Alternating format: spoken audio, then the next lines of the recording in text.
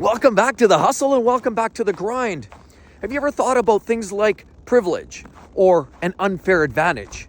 Yes, we don't always start in the same position. I mean, it's a sad state of affairs, and quite often, we often find ourselves saying, hey, look at them, they're so lucky, they have this, look at them, they're so lucky. A lot of times you talk about people, they're born with a silver spoon in their mouth. And clearly, there's a lot of people with that level of privilege. You know, one kid is born and their parents could be extremely wealthy, have millions, tens of millions in the bank account. And clearly that kid is going to have opportunities that you would never dream of if you weren't so privileged. And you know what? It's a reality in today's world. And we speak of, the things that some people have, big houses and cars, and other things that people don't have. But it goes well beyond that, because I've heard of many scenarios where, for example, I've talked to people in HR and recruiting, and they don't like to openly admit it, but they'll speak about it at the bar or in front of windshield talk, and they'll literally admit, at least people I've spoken to, that attractive people often have an easier time getting a job. Quite often, attractive people generally have an easier level of success. Now, that doesn't mean that anybody can't necessarily find success. Absolutely. Being diligent, being very strong, and just forging ahead and having a good plan and fortitude, all of those great attributes can get you success, and we see it each and every day. But the reality is there's a lot of advantages that a lot of people have. How do you get that? There's no way. Okay, if you're born in a family that's poor, the only advantage you have hopefully is your health, and maybe you can learn a few things along the way. Quite often, a lot of people that are born with privilege just generally don't have the work ethic. A lot of people I have personally met. People, young kids. I know a guy, for example, I grew up with. His parents were buying him a new car. He smashed that. They bought him another car. He just abused that, didn't wreck it. But there's kids that are like that. Easy come, easy go.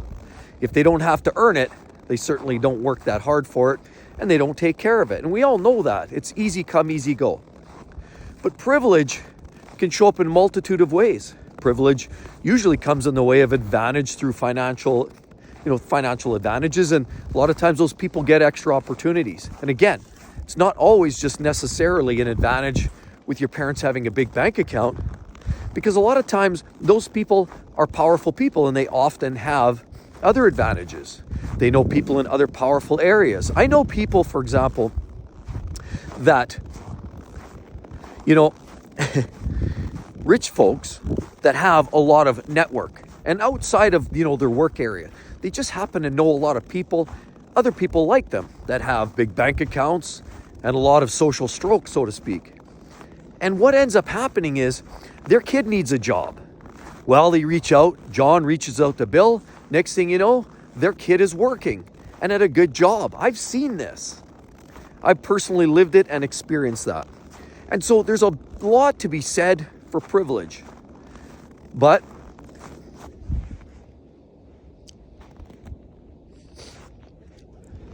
does that truly give you an unfair advantage? Well, in a lot of cases, it absolutely gives you an unfair advantage. And if you're born like myself, from a couple of very humble parents with farming background, didn't have a lot of money, you have to try to make up your advantages somewhere else, okay? We didn't have parents with big bank accounts, and a lot of you guys don't either. Many of you who are watching probably are very similar struggles. And when you talk about privilege, everybody's in a different situation.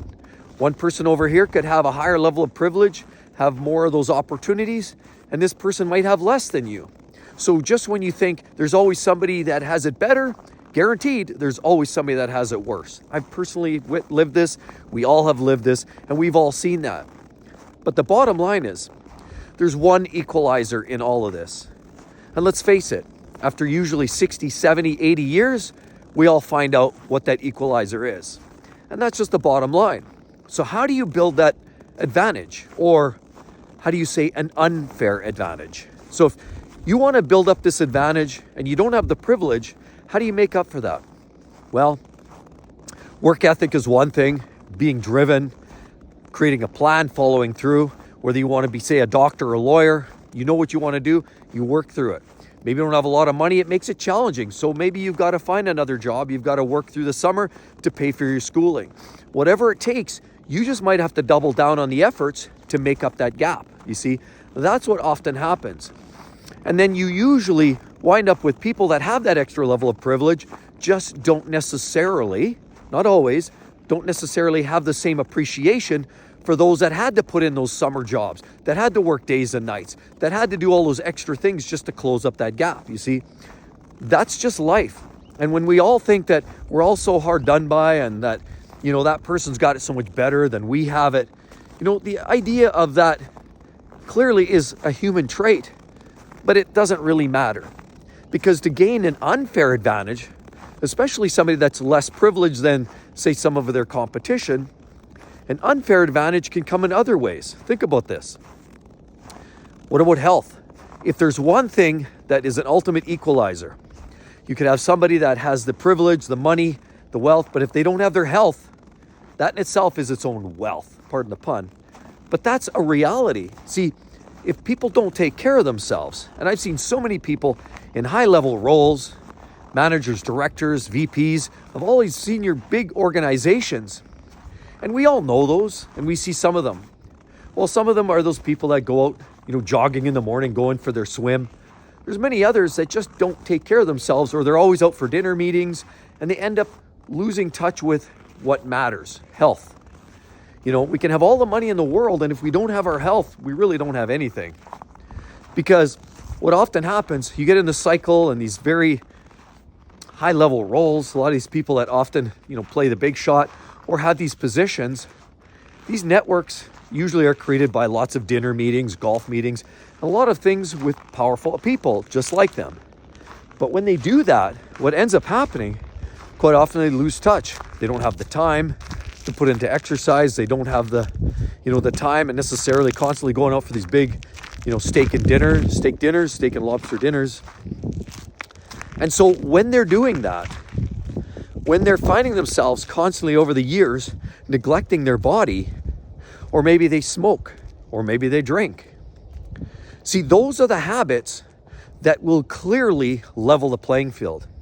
See, you may think that in fact that you don't have the privilege or the advantage that some of these other people have with all of their wealth and their big opportunities and their senior positions at their corporations. And while those are all great things, if that matters to you, and not everybody really cares about climbing that corporate ladder. Lord knows I certainly don't, but some people do. But if there's one ultimate leveler in this whole game, it's health. So if you want to gain that unfair advantage, there's a pretty easy thing to do. But unfortunately, it takes commitment and it takes a little testicular fortitude, as I've already said. And so what it generally means is, from a younger age, and the sooner you do this, the better. Because again, I've seen this time and time again, where those people that clearly have been neglecting themselves or abusing their bodies, then find themselves in a position where they can't necessarily enjoy life later on. They might have the money, they might have all that wealth, they might have the stroke and they have all that seniority, but push come to shove, sometimes you see those folks, they're hobbling around and they're obese and they're struggling with life and they can't climb a flight of stairs.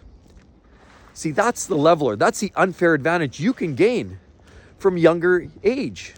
I mean, any of us realistically can do this. I mean, it doesn't matter. The earlier, the better. And I've always believed in living a clean life, relatively clean. While I had friends that were out, drinking alcohol, they want to go out to the bars. A lot of times I would go sometimes, not as often as probably I was invited. And maybe I wasn't in the tight inner circle because I wasn't that person that was constantly double-fisted drinking. But quite often now I find later in life, knocking on wood, but, I feel great and I feel even better. And I felt myself neglecting myself in the corporate game. But you see, ultimately, I talked about this before. And I come from a world where I grew up getting up in the morning, first thing on the bike, I'd be riding all over the city. I played racquetball competitively. I played hockey competitively. I did a lot of even the track and field sports and, back in school. And I always was very competitive and I was always very good at it. All of it. A lot of it realistically came not because I was training hard and I didn't have these big thoughts and dreams that I was going to be an Olympic athlete. I did it because I enjoyed it. But the reality is I also didn't drink a lot. I was extremely active and athletic. I didn't smoke cigarettes, and certainly nowadays people that vape. See, there's nothing worse than abusing yourself over years. And so people that are in their 20s, 30s, 40s, they have the best opportunity to level that playing field. Because you watch, and I've seen this. I remember going to school with this guy. I don't want to say his name. He was the biggest arrogant jerk that you'd ever see. He was on the football team. He was, by all accounts, he had a fun car, a football team. Everybody liked him. He was popular. But I saw him 20 years later, and he was stocking shelves at IGA, and he was obese, and he lost all his hair. So he lost any of that advantage he had many years ago. And it's unfortunate. And none of that very little of it has to happen. I'm going gray and people go bald, and that's life. Own it, wear it. And I'm truly proud to say, you know what? If we're aging, who cares? Own it. But there are things that we can help. And that's our lungs, for example, smoking, dealing with that. That has a huge impact on our heart, our lungs, our overall health in general. Alcohol, another one, absolutely proven to be detrimental to your health long term in every way. There's diabetes, there's health and lungs, heart and lungs, and other things that will clearly cause you all kinds of troubles later in life if you abuse them. See, instead of abusing them, the best way to give yourself that unfair advantage in life is take care of yourself, exercise, eat well. It doesn't mean you have to not have fun. It doesn't mean you're not going to have your McDonald's burger and pieces of pizza and have, the odd glass of wine here and there. 100%. We're human. We're here for a good time. And I like to believe that everything in moderation is the ultimate. Because I spoke of my grandmother the other day, and I truly stand by this. She was one of these people that lived to balance. She would have her drink. She would eat her red meat. But she was also so extremely active, and she lived to the ripe age of 90. You see, she did well, and a lot of people can do well. It's just finding that balance. Too much excess here, too much excess there, too much garbage food, smoking, drinking. Those are ways to quickly, if you don't shorten your life, certainly reduce the quality of life. And by taking care of those things, when you see somebody that has this privilege and this advantage early in life, sure, they can take that slack up too, and they can do all the right things as well. But quite often they don't. And that's a great way you yourself can build that unfair advantage. And later on in life, your health is your wealth. And maybe you didn't have the big paychecks, but later on, none of that matters. You know what? You've got a car that's paid off. Maybe in your 50s and your 60s, you finally paid off your mortgage, but your health is good. And that person might have a $10 million bank account, but their health is in the toilet. Who do you think they'd rather be? If they're stuck on oxygen and having a situation where they can't walk anywhere, do you think they'd give that $10 million to have perfect health? I bet you 8 out of 10 would. So realistically, this isn't coming from a person that's broke. This is coming from a person that's passionate about life. This is coming from a person that cares about trying to last as long, spend time with quality people like my family, my kids. That's what matters to me. I like to live life, and I like to be able to hear walking around, smell the roses. Okay, there's no roses, there's a lot of snow. I like to hear the crunch under my feet, and I like all of these sensations to be activated because I truly want to live life to its fullest. And if there's one way to equalize all this, because I didn't come from a rich family, I didn't have a silver spoon in my mouth, and I certainly didn't play that senior VP role in the corporation, that's okay. I'm a lot better than a lot of people that have, and I feel good for it. And I feel that I'm now in a position where I can enjoy my time with the family and kids, do the things that I want to do, when I want to do them, how I want to do them.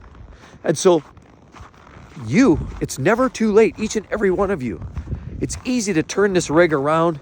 It's easy to create that unfair advantage that a lot of people can only dream of. So it doesn't matter if you're 20, 40, 60. Start today. Think about your health. Take care of that. Don't smoke, don't drink, or do everything in moderation.